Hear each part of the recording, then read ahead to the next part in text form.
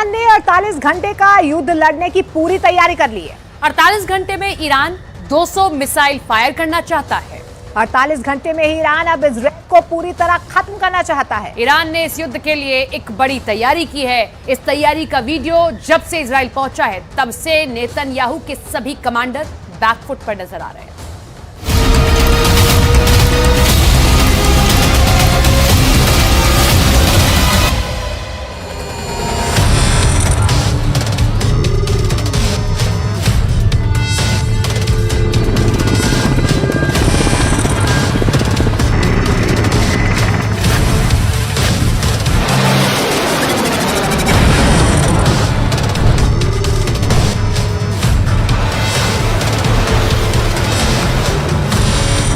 Iran ने फैसला कर दिया है।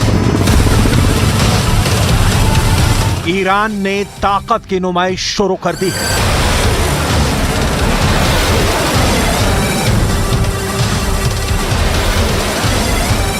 ईरान ने ऐसी फायर पावर दिखानी शुरू कर दी है जिसकी जद में जो आएगा वो मिटा दिया जाएगा।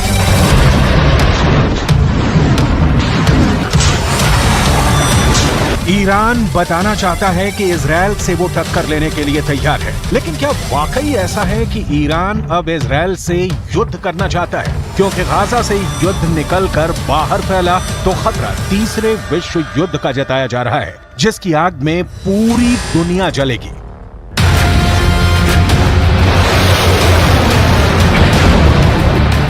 ईरान पर इस वक्त पूरी दुनिया की नजर है। इजराइल से लेकर ब्रिटेन और रूस से लेकर अमेरिका तक सब ईरान के इस फायर पावर पर नजर गड़ाए बैठे हैं, क्योंकि इन धमाकों, इन रॉकेट्स और इन टैंकों के टारगेट पर इस वक्त दो देश हैं।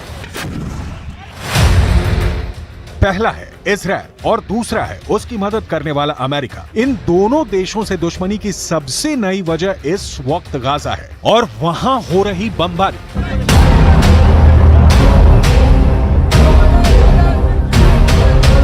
गाजा में इजराइल की बमबारी की वजह से 8,000 से ज्यादा लोग मारे जा चुके हैं। कब्रिस्तान नहीं बचे हैं। लोगों को एक साथ दफनाया जा रहा है। गाजा की हजारों इमारतें इजराइल के बम से तबाह हो चुकी हैं।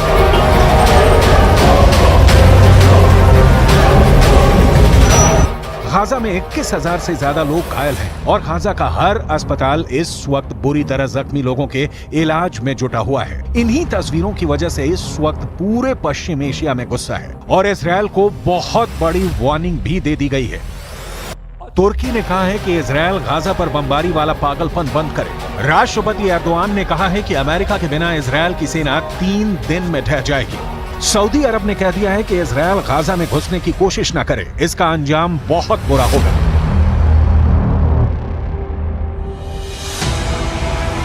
ईरान की तरफ से सबसे सख्त बात कही गई है। राष्ट्रपति रईसी ने ऐलान कर दिया है कि इजराइल की हुकूमत गिरने वाली है। कुल मिलाकर एक बात साफ है कि इजराइल गाजा पर नॉन स्टॉप बमबारी की वजह से पूरे पश्चिम एशिया में घिर चुका है। ईरान और सऊदी अरब की तरफ से तल्ख बातों के बाद अब तुर्की भी इजराइल के खिलाफ उतर चुका है। सवाल है कि क्या ये तीनों देश इजराइल के खिलाफ एक्शन को लेकर वाकई गंभीर हैं या फिर ये सिर्फ एक गीदड़ भभकी है?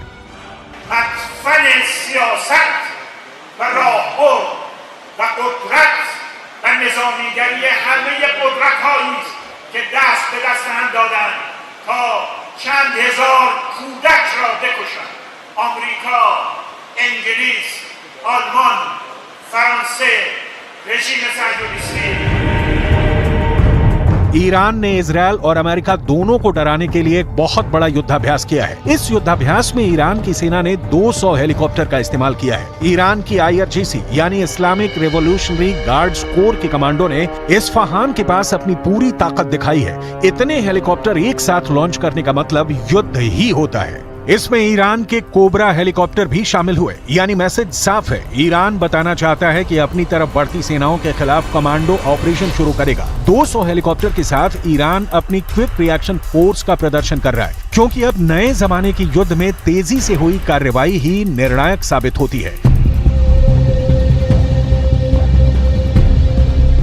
एक बड़ी कमांडो टीम को कैसे दुश्मन के इलाके में उतारना है ये भी दिखाया गया। अमेरिका में बने C-130 हरक्युलिस विमान के जरिए कमांडोज को कैसे दुश्मन के इलाके में भेजना है इसकी भी तैयारी दिखाई गई। लेकिन सबसे खतरनाक मैसेज ईरान की ड्रोन पावर है। यूक्रेन में शाहिद ड्रोन की कयामत वाली कार्रवाई के बाद अब ईरान कॉम्बैट ड्रोन में सुपर पावर बन चुका है। ड्रोन से मिसाइल कैसे फायर करनी है, दुश्मन पर कैसे पिन पॉइंट अटैक करना है, ये भी ईरान के इस युद्धाभ्यास में दिखाया गया। इसके बाद बारी आई है टैक्टिकल मिसाइल, यानी छोटी दूरी पर दुश्मन के टुकड़े पर कैसे सटीक हमला करके हाहाकार मचाना है। ईरान इसका भी एक्सपर्ट बन चुका है। ये सब हथियारों को इजराइल के बॉर्डर तक ले जाना ईरान के लिए आसान नहीं, लेकिन एक तरह से ये युद्धाभ्यास करके ईरान अपने दुश्मनों को बता रहा है कि अगर उसे अपनी जमीन पर युद्ध लड़ना पड़ा तो मुंह तोड़ जवाब मिलेगा।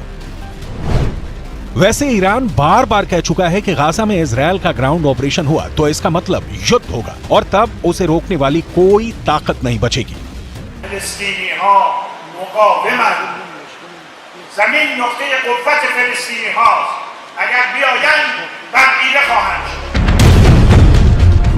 ईरान के तेवर देखकर नेतन्याहू की तरफ से एक ऐसा बयान आया है जिसकी पूरी दुनिया में चर्चा हो रही है।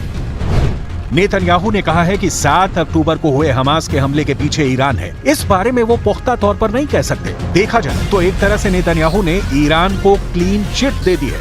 איראן תומכת בחמאס. אני חושב שזה 90% בערך מהתקציב הצבאי של חמאס בא מאיראן. היא מממנת, היא מארגנת, היא מנחה, היא מדריכה. אני לא יכול להגיד לך בהכרח שבפעולה הספציפית הזאת, ברגע הספציפית הזה, הם היו שותפים למיקרו-תכנון. אבל זה שהם מגבים את מכונת המלחמה של החמאס, הם מקיימים אותה. בלי הפיגומים האלה אין חמאס. כמו שאין חיזבאללה. सवाल ये भी उठता है कि ईरान से युद्ध को लेकर क्या इजराइल बैकफुट पर आ चुका है और वो ईरान से ये भी कहना चाहता है कि वो भी गाजा से दूर रहे।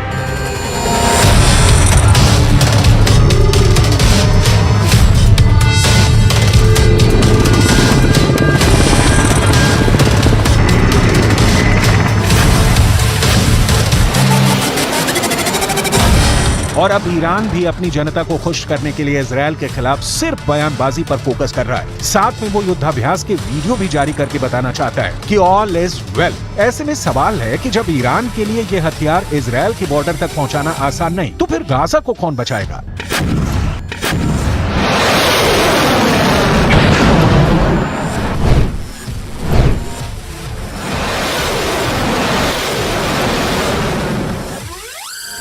क्या गाजा को खुद को बचाना होगा? क्या गाजा के लिए युद्ध की धमकी वाले बयान सिर्फ और सिर्फ दिखावा है?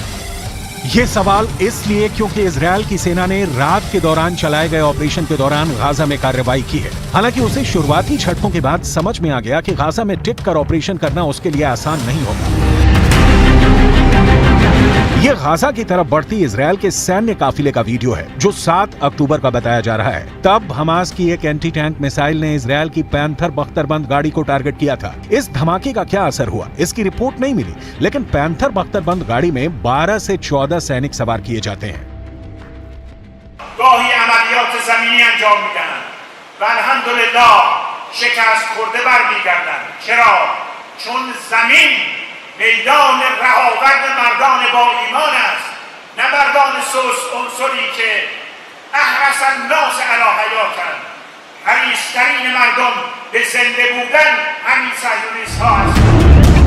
गाजा में बमबारी के बीच एक बड़ा हॉटस्पॉट इजराइल और लेबनान का बॉर्डर बनता हुआ नजर आया। लेकिन अब उत्तरी इजराइल की तरफ लेबनान बॉर्डर पर हिजबुल्लाह के हमलों में भी नई धार देखने को मिल रही है। अपने 40 से ज्यादा लड़ाकों को खोने के बाद हिजबुल्लाह ने इजराइल की पोस्ट पर एंटी टैंक मिसाइल से हमला तो किया, लेकिन अब तक वो इजरायली फौज का कुछ खास नहीं बिगाड़ पाया है।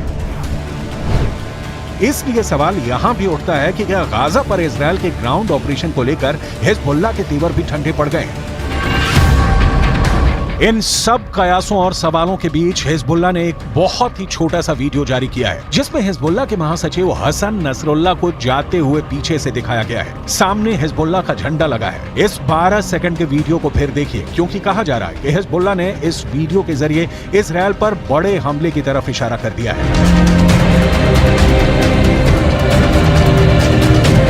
ईरान भी अपनी तैयारी पूरी रखना चाहता है। ईरान ने युद्धाभ्यास में अपने तोपखाने की ताकत भी दिखाई है। ये है ईरान की चलती फिरती तोप, नाम है राद 2। ईरान की ये तोप 155 मिलीमीटर का गोला फायर करती है। देखिए कैसे टारगेट को लेकर तैयारी की गई और फिर जब इस तोप ने गोला दागा तो वो कितनी सटीक जगह जाकर गिरा। ईरान की ये तस्वीरें इजरायल को डराने के लिए हैं।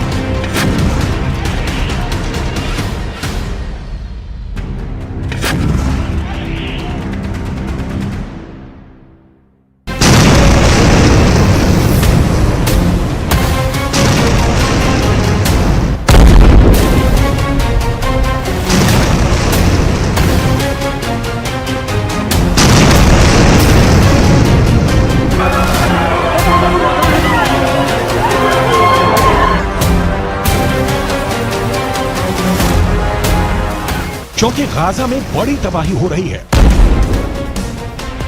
गाजा में इजरायल के बम फट रहे हैं। उत्तरी गाजा का कोई मोहल्ला, कोई गली बाकी बची नहीं जो इजरायल के धमाके से गूंजी ना हो। गाजा ने इतनी लाशें पहले भी देखी हैं,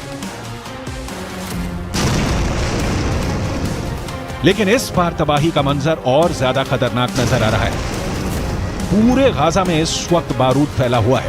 पूरे गाजा में इस वक्त बारूद की बू आ रही है। यहाँ की आबो हवा में बारूद घुल चुका है। इजरायल का दावा है कि उसकी एयरफोर्स गाजा पर रोज 300 से ज्यादा स्ट्राइक कर रही है। लेकिन गाजा से दूर दुनिया में 2 जगह इस युद्ध को कंट्रोल करने के लिए 2 वॉच टावर तैयार हो चुके हैं।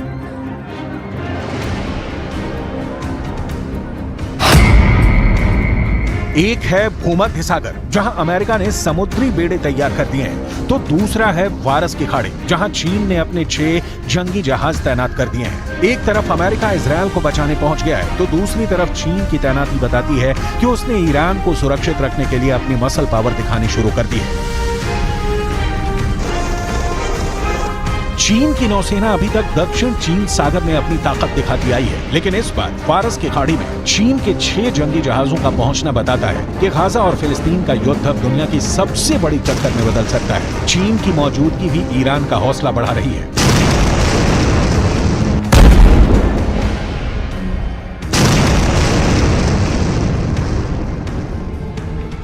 फिलहाल हर जगह ईरान के ऐसे ही वीडियो की चर्चा हो रही है और सब ये जानना चाहते हैं कि ईरान अब गाजा पर बमबारी को लेकर इजरायल के खिलाफ क्या कर सकता है। सबसे बड़ी बात समझने वाली ये है कि ईरान नहीं चाहेगा कि ये युद्ध उसकी जमीन तक पहुंचे और ज्यादा से ज्यादा एक्शन हिजबुल्लाह की तरफ से हो, लेकिन फिर भी उसने अपनी तैयारी पूरी कर ली है, क्योंकि इजरायल पर ईरान का हमला हुआ तो उसे रौंदने के लिए अमेरिका की 40,000 सेना पहले से ही खाड़ी देशों में मौजूद है।